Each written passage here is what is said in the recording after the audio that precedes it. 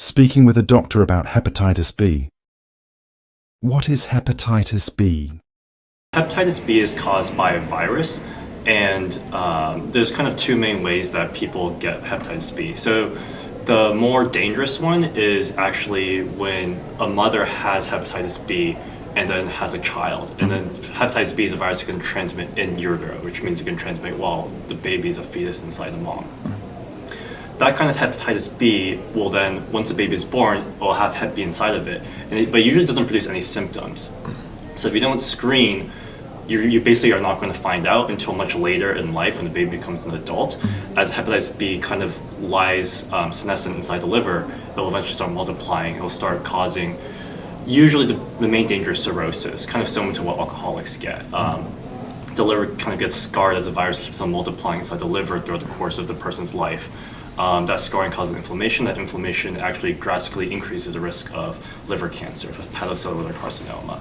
I don't have the exact numbers, but I believe that every decade the risk increases about 20% for people with Hep B. What are the questions I should ask my provider about hepatitis B? I think that as a patient, you should always ask your provider if you think that screening yourself for hepatitis B is worthwhile. The test is just a blood test. There's not really much risk to it, and it's very useful for just ruling out Hep B because the test is quite sensitive. So if the test is negative, then you're able to say with a lot of certainty that you don't have Hep B. And you don't have to worry about it at all. How would you encourage Hep B testing in the Chinatown community? The biggest thing is forming a relationship with a primary care provider and then bring that up to them, because the primary care provider is theoretically in charge of all of your care, not just like liver or hepatitis B specifically. In terms of like Hep B screening specifically, the biggest thing is having access to a care provider who can then order the relevant tests for you. And usually these screening tests, because they're a part of the national guidelines, are covered by insurance if you have it.